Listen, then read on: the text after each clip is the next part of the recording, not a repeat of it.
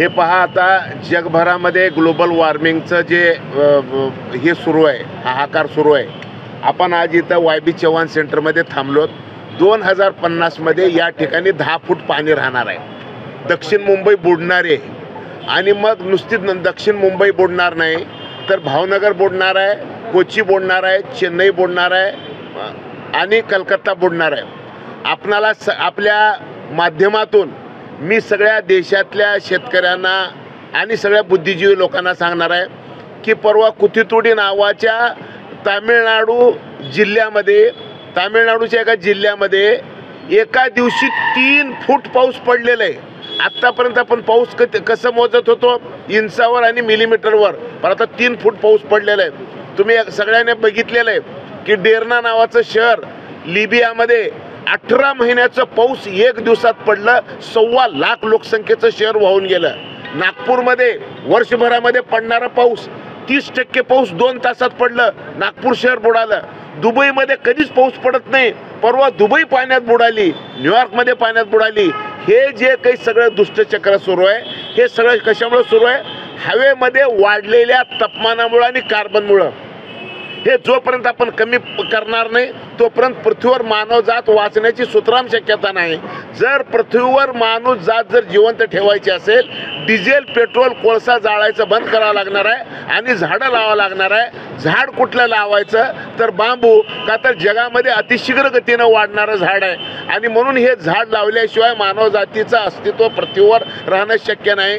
म्हणून नरेंद्र मोदींनी 2017मध्ये बांस हे घास आहे म्हणून सांगितलं आणि बांबूवरचे सगळे बंधनं तोडून टाकले. आणि आता नरेंद्र मोदींनी सांगितलं, मेरा किसान अब तक अन्नदाता था, अब मेरा किसान ऊर्जादाता बन रहा है. बांबूपासून ऊर्जा बनवायचं काम आता सुरू होणार आहे. जगभरातले थर्मल दगडी कोळशावर जे वीज निर्माण होती ती बंद झाल्याशिवाय तुमचे माझे लेकरं वाचणार नाही. महाराष्ट्रामध्ये आता जी वीज तयार होती आणि ही वीज तयार करण्यासाठी जेवढा दगडी कोळसा जाळला जातो, या दगडी कोळशातून रोज 5,90,000 मेट्रिक टन कार्बन डायऑक्साईड बाहेर निघू लागलंय. हे तुमचे माझे मुलं वाचतील. आणि मग जर तुमचे माझे मुलं जर वाचवायचं असेल तर जगातल्या सगळ्या शास्त्रज्ञांनी सांगितलंय की कोळशावर आधारित औष्णिक वीज प्रकल्प टप्प्याटप्प्याने बंद केल्याशिवाय मानवजात वाचायची शक्यता नाही. आणि मग वीज केंद्र तर बंद होत नाहीत, परंतु दगडी कोळशाचा वापर कमी करता येऊ शकतं. भारत सरकारने 7% दगडी कोळशामध्ये बायोमास वापरायचं ठरवलेलं आहे आणि ते बायोमास म्हणजे बांबू आहे. आज भारतामध्ये NTPC म्हणतंय 700 लाख मेट्रिक टन बायोमास पाहिजे 7%. उद्या ते 50% सुद्धा होणार आहे. 7%, 700 लाख मेट्रिक टन बायोमास लागणार आहे. आता फक्त 2 लाख मेट्रिक टन मिळाले.